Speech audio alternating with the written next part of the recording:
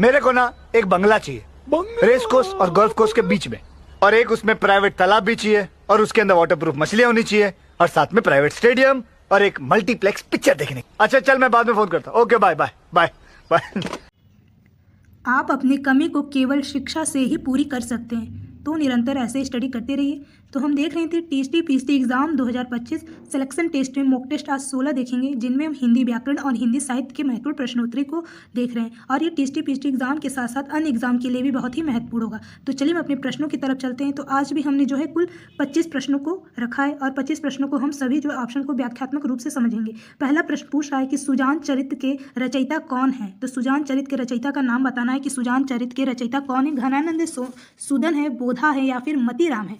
तो सुजान चरित्र के जो रचयिता है वो कौन है। तो इसका सही उत्तर क्या होगा, ऑप्शन सी है, यानी कि सूदन जी हैं। सुजान चरित्र के रचयिता कौन है, सूदन। और ये सूदन कौन है, तो ये रीति काल के कवि माने जाते हैं। सूदन कौन है, तो रीति काल के एक कवि के रूप में जाने जाते हैं सूदन। तो सुजान चरित्र के रचयिता रीति काल के कवि सूदन जी हैं। और सूजन जो है सुजान चरित्र इनकी जो है एक कथानक काव्य बोल सकते कि सुजान चरित्र कैसा काव्य, तो एक कथानक काव्य के अंतर्गत आता है। कैसा काव्य, तो कथानक काव्य के अंतर्गत आता है। घनानंद के बारे में कुछ जान लेते हैं कि इनकी कौन कौन सी मुख्य रचनाएं पूछी जाती है। तो घनानंद की जैसे रचनाएं हैं कि घनानंद की वियोग बेली है, सुजान हित है, प्रबंध, प्रीति प्रवास है, कृपा कांड है, यमुना वश है। तो इस तरह से कुछ इनकी मुख्य रचनाएं।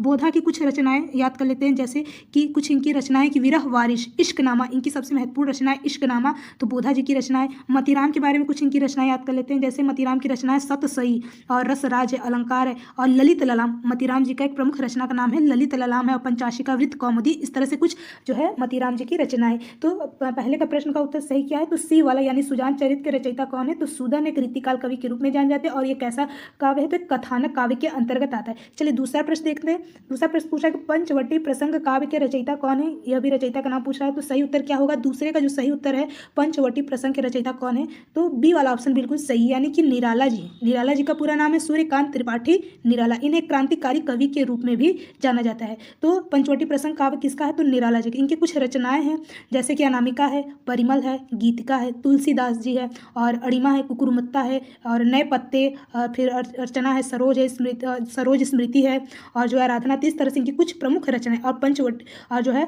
पंचवटी प्रसंग किसका है, तो निराला जी का। एक मैथिली शरण गुप्त जी का भी एक रचना है जो कि पंचवटी नाम से, केवल नाम है पंचवटी। अगर पूछा जाए कि पंचवटी जो काव्य रचना है वह किसका है, तो मैथिली शरण गुप्त का। लेकिन यहाँ पंचवटी प्रसंग पूछा, तो इसलिए ऑप्शन बी बिल्कुल सही होगा। पंचवटी प्रसंग है निराला जी का, केवल पंचवटी रहता तो मैथिली शरण गुप्त जी का रहता।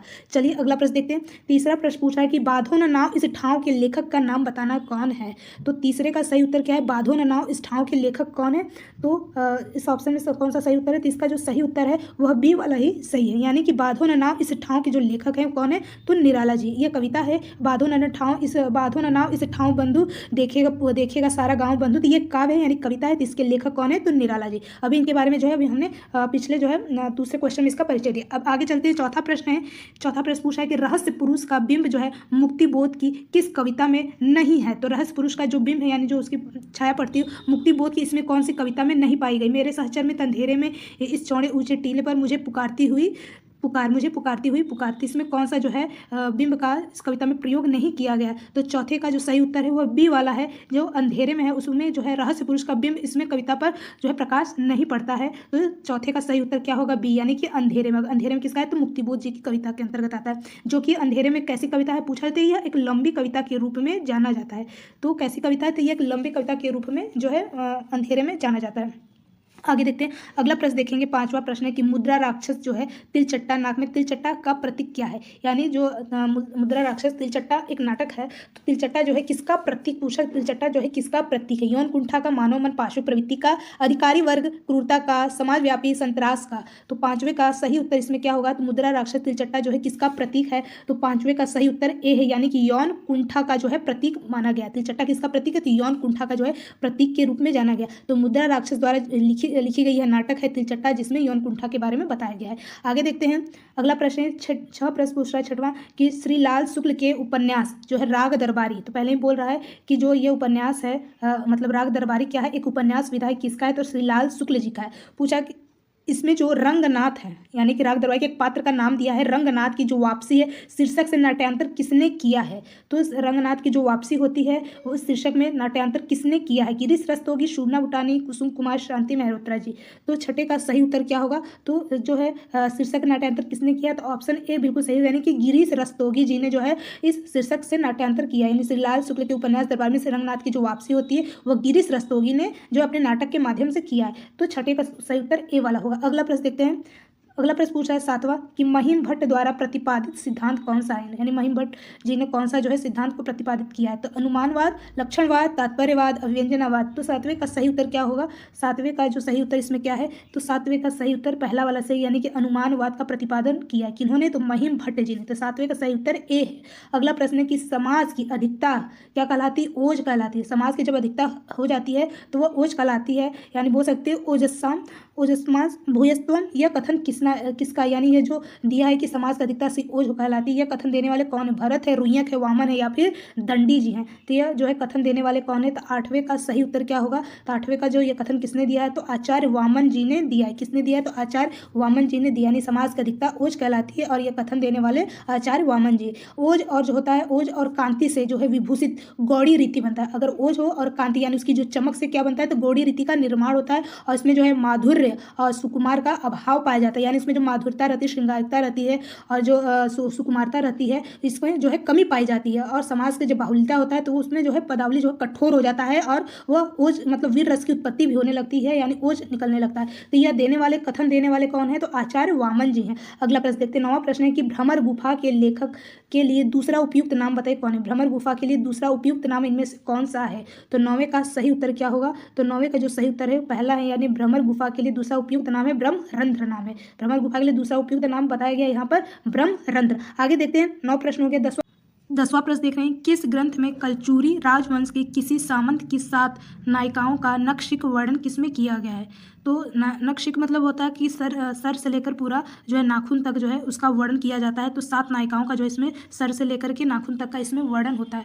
तो किस में किया गया, किस ग्रंथ में किया गया है, तो वर्ण रत्नाकर राउलवेल उक्ति व्यक्ति प्रकरण कूले माला कथा। तो इसका जो सही उत्तर है 10वें का वह है सी वाला, यानी कि राउलवेल है। लेकिन कुछ लोग इसको उसका उत्तर जो है कूले माला कथा मानते हैं, किंतु जो है आयोग ने इसका जो उत्तर माना है वह राउलवेल माना है। यानी कि राउलवेल में जो है बताया गया है कि 7 नायिकाओं का जो है नखशिख वर्णन किया गया है। तो क्योंकि आयोग ने जो है सी उत्तर माना है, राउलवेल माना है, तो इसका उत्तर भी सी ही होगा। हम कूले माला कथा नहीं लगा सकते क्योंकि कहीं कहीं पुस्तकों में कूले माला कथा भी मिलती है, लेकिन सही उत्तर आयोग सी वाला यानी राउलवेल मानता है, तो यही लगाएंगे। तो राउलवेल की रचना करने वाले रचनाकार बोल सकते हैं कौन है, तो रोड़ा कवि जी हैं। कौन है, तो रोड़ा कवि जो है इसकी जो है रचना करते हैं, जिनमें कलचुरी राजवंश के 7 नायिकाओं का जो है इसमें सुंदरता का यानी उनके जो है आभूषण का वर्णन किया जाता है, सर से लेकर के नाखूनों तक का। तो इसका सही उत्तर सी। अगला प्रश्न देखते हैं। 11 का देखते हैं। चूलिका पूछा है किसका भेद है, पाली का, अपभ्रंश का, प्राकृत का या फिर पारसी का। तो चूलिका जो है किसका भेद बताया गया, तो इसका सही उत्तर 11 का क्या होगा, तो 11 का उत्तर सही है, बी वाला उत्तर सही, यानी कि प्राकृत। चूलिका किसका भेद बताया गया, तो प्राकृत का। हो सकते हैं कि व्याकरण, धर्म, साहित्य आदि के अनेक आधार पे जो है प्राकृत का विभाजन किया गया यानी बांटा गया, और कई व्याकरण के द्वारा जो प्राकृत के अंतर्गत जो है महाराष्ट्रीय प्राकृत, सौरसेनी, मागधी, पैसाची के अंतर्गत चूलिका भी जो है उसका भेद माना जाता है। तो इस तरह से चूलिका भी है जो प्राकृत के उपभेद के अंतर्गत आते हैं। तो सही उत्तर 11 का बी है। अगला देखते हैं। 12 प्रश्न पूछा है कि संत साहित्य में प्रयुक्त बंक नाली का पर्याय निम्नलिखित में से कौन सा नहीं है। त्रिकुटी नहीं है, राजधानी, वृक्कनाली या शंखिनी, इनमें से कौन सा बंक नाली का पर्याय नहीं है। तो सही उत्तर 12 का क्या होगा, तो सही उत्तर बी है, यानी वक्र नाली जो है बंक नाली का पर्याय नहीं है। अगर बंक नाली का पर्याय देखा जाए त्रिकुटी है, राजदंत और शंखिनी है, तो सही उत्तर बी वाला होगा। अगला प्रश्न देखते 13 पूछ रहा है चंपू के 2 भेद कौन कौन से हैं। इसमें चंपू के इसमें कौन कौन से 2 भेद बताए गए। चंपू मतलब क्या होता है, जिसमें गद्य और पद यानी मिश्रित रूप से जो लिखे जाते हैं उसी को चंपू बोला जाता है। इसमें चंपू के कौन कौन से वे 2 भेद हैं। तो 13 का सही उत्तर क्या होगा, तो विरुद्ध कपालक, विरुद्ध कूलक, विद्वत, व्रज्या, विरुद्ध या करभक। तो इसका जो है चंपू के सही भेद इनमें कौन से है, तो इसका सही उत्तर है 13 का डी वाला, यानी कि विरुद्ध और करम्भक जो है ये चंपू के 2 भेद माने गए। कौन कौन से, तो विरुद्ध और करम्भक जो है ये 2 भेद इसके बताए गए। तो सही उत्तर डी वाला होगा। अगला प्रश्न देखते हैं। पूछा है काशिका है, क्या है काशिका। तो काशिका के बारे में क्या है, किसकी टीका के रूप में बताया गया है और किसकी है। तो 14 का सही उत्तर जो है काशिका क्या है, तो इसका सही उत्तर सी वाला, यानी कि पाणिनि जी का जो रचना है यानी अष्टाध्यायी का ये टीका है काशिका। तो याद रखिएगा 14 का सही उत्तर सी है, और पाणिनि जी द्वारा लिखा गया अष्टाध्यायी है, 8 अध्यायों में लिखा गया ये एक टीका है काशिका नाम का। तो सही उत्तर सी। आगे चलते हैं। 15 प्रश्न पूछा है कि साहित्य मनुष्य के अंदर का उच्छलित आनंद है, यह कथन जो है किसने कहा है, यह जो है कथन कहने वाले कौन है। तो 15 का सही उत्तर क्या होगा, तो जो 15 का सही उत्तर ए है, यानी किसने कहा है, तो नंद दुलारे वाजपेयी जी ने कहा है कि साहित्य जो है मनुष्य के अंदर का उच्छलित आनंद माना गया है। तो मानने वाले कौन है, आचार्य नंद दुलारे वाजपेयी जी। तो 15 का ए उत्तर सही। अगला प्रश्न है 16 पूछा है निम्न में कौन सा युग्म सही सुमेलित नहीं है, ओझा, उपाध्याय, कपास, करपट, केला, कदली, पसीना। प्रश्न 3 में कौन सा जो है तत्सम तद्भव का जो है वही युग्म बताना है। तो कौन सा इसमें सही नहीं है, नहीं के बारे में पूछा, तो 16 का जो सही नहीं है वह बी वाला बिल्कुल सही नहीं है, यानी ओझा को उपाध्याय मतलब तत्सम तद्भव सही है। केला जो है, केला को कदली कहते हैं, ये भी सही है। पसीना प्रश्न यानी तत्सम है, यह भी बिल्कुल सही है। लेकिन कपास का जो है करपट, यह क्या है, गलत हो जाएगा। तो कपास का जो है करपट क्या हो जाएगा, गलत हो जाएगा, क्योंकि जो कपास का तत्सम शब्द होता है वह करपास होता है, ना कि करपट होता है। करपट हम बोल सकते हैं, कपड़े का बोल सकते हैं, लेकिन कपास का अगर देखा जाए क्या तत्सम क्या होता है, तो करपस होगा। क्या होगा, करपस। तो सही उत्तर जो है बी वाला, नहीं के बारे में पूछा है तो बी वाला सही उत्तर है। अगला प्रश्न देखते हैं, पूछा 17 कि द्वार द्वार भटकना में प्रयुक्त जो है द्वितीय द्वार द्वार क्या है, किसके बारे में बात करा कि ये द्वार द्वार जो है 2 बार इसका प्रयोग किया गया है। तो यह द्वार द्वार क्या है, ABCD में से कौन सा सही ऑप्शन है। तो इसका सही उत्तर देखते हैं, तो ए वाला ही बिल्कुल सही, यानी कि द्वार द्वार जो 2 बार प्रयुक्त किया गया है, इसका मतलब है कि पारस्परिक संबंध बताने के अर्थ में किया गया, यानी कि जो आपस में जो इसका संबंध बोध करा है उसी को द्वार द्वार, जो योजक चिन्ह भी इसमें प्रयोग हुआ है। तो ये पारस्परिक आपस के संबंधों को बताने के बारे में, अर्थ बताने के लिए जो है द्वार द्वार शब्द का प्रयोग 2 बार किया गया। तो सही उत्तर ए है। अगला प्रश्न देखते हैं, 17 हो गया। 18 प्रश्न पूछ रहा है, उपटन शब्द का तत्सम बताना है कि उपटन शब्द का तत्सम रूप क्या होता है। उपटन जो लगाया जाता है सरसों के से जो बनते हैं, तो उपटन जो है शब्द का तत्सम रूप क्या होता है। तो 18 का सही उत्तर क्या होगा, तो ऊर्ध्वतन होगा। उपटन का तत्सम रूप क्या होता है, तो ऊर्ध्वतन होता है उपटन शब्द का तत्सम रूप। तो 18 का सही उत्तर क्या है, डी वाला होगा। अगला प्रश्न देखते हैं कि प्रश्न पूछ रहा है, इसमें एक परिभाषा के रूप में दिया है, काव्य की परिभाषा है कि छायावाद में वक्रता का जो वैभव मिलता है वो प्रसाद के काव्य में निम्नलिखित में से किसका उत्कर्ष मिलता है। यानी बोल रहा है कि जो छायावाद वक्रता का जो वैभव दिखाई देता है वो प्रसाद यानी जयशंकर प्रसाद के काव्य में निम्नलिखित किसके अंतर्गत उसकी जो उत्कर्ष के बारे में बात होती है, विद्वता, चारुता, अभिव्यंजना या फिर चमत्कार। तो किसके बारे में उत्कर्ष मिलता है, जयशंकर प्रसाद जी के कौन से चीज़ों का मिलता है। तो 19 का सही उत्तर क्या है, तो बी, यानी कि अभिव्यंजना का जो है उत्कर्ष दिखाई देता है। जैसे छाया में वक्रता का वैभव मिलता है, उसी तरह प्रसाद जी की जो रचनाएं होती हैं, जो उनके काव्य में, जो उनके ग्रंथ हैं, उसमें जो है किसका उत्कर्ष दिखाई देता है, तो अभिव्यंजना का जो है उत्कर्ष दिखाई देता है। तो 19 का सही उत्तर बी वाला होगा, यानी अभिव्यंजना का उत्कर्ष दिखाई देता है। प्रसाद जी के जैसे कुछ रचनाएं आंसू हैं और कमानी, इनकी कुछ प्रमुख बोल सकते हैं ज्वलंत उदाहरण के रूप में जाने जाते हैं। कुछ इनकी रचनाएं जैसे याद कर लेते हैं, चित्राधार है, प्रेम पथिक है, करुणालय है, महाराणा का महत्व है, कानन कुसुम, झरना, आंसू, लहर, कामायनी है, और कामायनी भी बताया जो कि 15 सर्ग में विभाजित है, और उर्वशी है। तो इस तरह से कुछ अयोध्या को उद्धार, तो कुछ इस तरह से इनकी प्रमुख रचना है जयशंकर प्रसाद जी की। आगे देखते हैं, 20 का प्रश्न पूछा है कि निम्नलिखित कि किस आचार्य ने अलंकार और अलंकार्य में भी अभेद माना है। यानी अलंकार में और अलंकार्य में अभेद किसने माना है, भामा, विश्वनाथ, कुंतर, रामचंद्र शुक्ल। तो 20 का सही उत्तर क्या होगा, तो 20 का जो सही उत्तर है किसने अभेद माना है, तो रामचंद्र शुक्ल जी ने जो है अलंकार और अलंकार्य में क्या माना है, तो अभेद माना है। तो 20 का सही उत्तर डी होगा, यानी उनके अनुसार, एक बोल सकते हैं उनके अनुसार, मतलब रामचंद्र शुक्ल जी के अनुसार जो है वस्तु का जो वास्तविक जो स्वरूप होता है वो उसके आलंबन विभाव के अंतर्गत आता है, और जो अलंकार्य होता है वह आरोपित वस्तुओं के अलंकार में कोई सीमा जब आती है तो वह अलंकार का रूप धारण कर लेती है, और जो कोई वास्तविक स्वरूप दिखाई देता है, आलंबन पर प्रभाव पड़ता है, तो अलंकार के रूप में जानते हैं। तो ये अभेद मानने वाले कौन है, तो रामचंद्र शुक्ल जी हैं।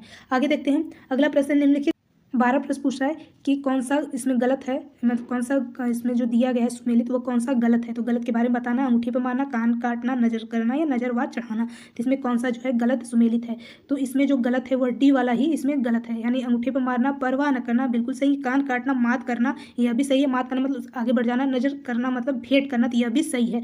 किंतु नजर चढ़ाना मतलब आँख बचाना नहीं होता है, नजरवाद चढ़ना मतलब आँख बचाना नहीं होता, क्या होता है, खटकना, यानी किसी को खटकना या संदेह हो जाना, तो नजर चढ़ाना का मतलब होता है। तो गलत इसमें पूछा था, तो डी ही वाला इसमें गलत होगा, क्योंकि नजर चढ़ाना या आँख बचाना दिया है, तो इसीलिए यह गलत हो गया। आगे देखते हैं, 22 प्रश्न है कि धूसर जो है किसका पर्याय है। तो धूसर जो है पूछा किसका पर्याय है, तो अश्व का, गर्दभ का, मेघ का या फिर अजा का। तो 22 का सही उत्तर क्या होगा, तो 22 का सही उत्तर सी है, यानी गर्दभ का। धूसर किसका पर्यायवाची है, तो गर्दभ यानी कि गधे का जो है, गधा का पर्यायवाची होता है। गधा का क्या होता है, पर्यायवाची। गधा का कुछ और भी अन्य पर्यायवाची हैं, जैसे खर भी इसको बोलते हैं, यानी धूसर को गर्दभ कहेंगे, गधा कहेंगे और खर भी कहते हैं। वैशाख शाख नंदन कहते हैं, रासव भी कहते हैं, वेशर भी कहते हैं, और चक्रीवान, एक नाम याद रखिएगा, चक्रीवान, वेशर, रासव, तो ये सब जो है गधा यानी गंधर्व का पर्यायवाची शब्द है। आगे देखते हैं, पूछा है सिद्धों की साधना में शून्य का पूरक तत्व क्या था? वज्र है, चित्र, अग्नि है या फिर ज्ञान है? तो सिद्धों की जो साधना शून्य था उसका पूरक तत्व क्या माना गया है? तो क्या माना गया है? 23 का जो सही उत्तर माना गया है डी, यानी कि ज्ञान माना गया। शून्य का मतलब क्या होता है? ज्ञान, ज्ञान की प्राप्ति हो जाना, यानी जो सिद्ध जो कवि होते थे वो शून्य को मानते थे और शून्य का पूरक तत्व मतलब होता था ज्ञान की प्राप्ति। आगे देखते हैं, 24 प्रश्न है कि काल क्रमानुसार संगति क्रम क्या होगा? तो इसमें कौन सा जो है पहले ग्रंथ किया गया, फिर उसके बाद कौन सा है, फिर उसके बाद कौन सा, तो इस तरह से आपको इसमें बताना है कि सबसे पहले इसमें कौन सा ग्रंथ आया है। तो 24 का सही उत्तर इसमें हम देखेंगे कौन सा सबसे पहले सही है, तो जो पहला वाला ही एकदम सही, यानी कुवलय माला सबसे पहले लिखा गया, फिर उसके बाद जो है उक्ति व्यक्ति प्रकरण है, फिर राहुल वेर है, फिर कीर्ति लता है। कुवलय माला कथा जो है ये किसका है? तो उद्यतन सूरी जी का है। किसका है? तो उद्यतन सूरी जी का यह जो है ग्रंथ है। उक्ति व्यक्ति प्रकरण किसका है? तो पंडित दामोदर शर्मा जी का है उक्ति व्यक्ति प्रकरण। राहुल वेल का भी बताया कि रोड़ा कवि जी का है। किसका है? तो रोड़ा कवि जी ने जो है राहुल वेल नाम की रचना की। कीर्ति लता, कीर्ति पताका, यह सब किसका है? तो ये विद्यापति जी का है। किसका है? तो विद्यापति जी का है। तो काल क्रमानुसार जो पहला वाला ही ए वाला ऑप्शन वो बिल्कुल सही संगति क्रम दिया है, यानी पहले कुवलय माला, फिर उक्ति व्यक्ति प्रकरण, और जो है फिर राहुल वेल, फिर अंतिम में जो है कीर्ति लता यानी विद्यापति जी का। और विद्यापति जी पूछा जाए किस काल के अंतर्गत आते हैं, तो विद्यापति जी आते हैं आदिकाल के अंतर्गत आते हैं। आगे देखते हैं, 25 प्रश्न है और ये अंतिम प्रश्न रखेंगे। पूछा है कि ठेठ हिंदी में उपन्यास लिखने वाले कौन हैं? तो कौन है जो ठेठ हिंदी में उपन्यास लिखते हैं? निराला, प्रसाद, प्रेमचंद या फिर हरिओद? निराला यानी का पूरा नाम सूर्यकांत त्रिपाठी निराला। प्रेमचंद मुंशी प्रेमचंद के बारे में पूछ रहा है। प्रसाद जयशंकर हरिओद यानी अयोध्या सिंह उपाध्याय हरिओद। तो ठेठ हिंदी में उपन्यास लिखने वाले इनमें से कौन है? 25 का सही उत्तर क्या होगा? तो 25 का जो सही उत्तर होगा वह डी वाला होगा, यानी कौन है? तो हरिओध जी है। जो ठेठ हिंदी में उपन्यास लिखने वाले कौन है? तो हरिओध जी, यानी कि अयोध्या सिंह उपाध्याय हरिओध इनका पूरा नाम है। इनके कुछ प्रसिद्ध उपन्यास है, जैसे ठेठ हिंदी में लिखा गया ठेठ हिंदी का ठाठ, ये जो है ठेठ हिंदी में ही लिखा गया तो इसलिए इसका नाम ही रखा गया ठेठ हिंदी का ठाठ। और कुछ इनके उपन्यास है जैसे अध खिला फूल, यानी फूल कैसा है? तो आधा खिला हुआ, तो अध खिला फूल ठेठ हिंदी का ठाठ, ये सब जो है ठेठ हिंदी में उपन्यास लिखे गए हैं। कुछ और इनके जैसे रचनाएं, जैसे सबसे जो है खड़ी बोली की एक सबसे प्रसिद्ध महाकाव्य बोल सकते कौन सा है? तो प्रिय प्रवास है, जो कि खड़ी बोली में लिखे हैं। तो कुछ इस तरह से इनकी रचनाएं हैं। तो चलिए आज हमने कुछ 25 प्रश्न किए हैं, और भी इसके आगे का जो भी प्रश्न होगा हम उसको नए मतलब अगले मॉक टेस्ट में देखेंगे। तो अभी के लिए जय हिंद।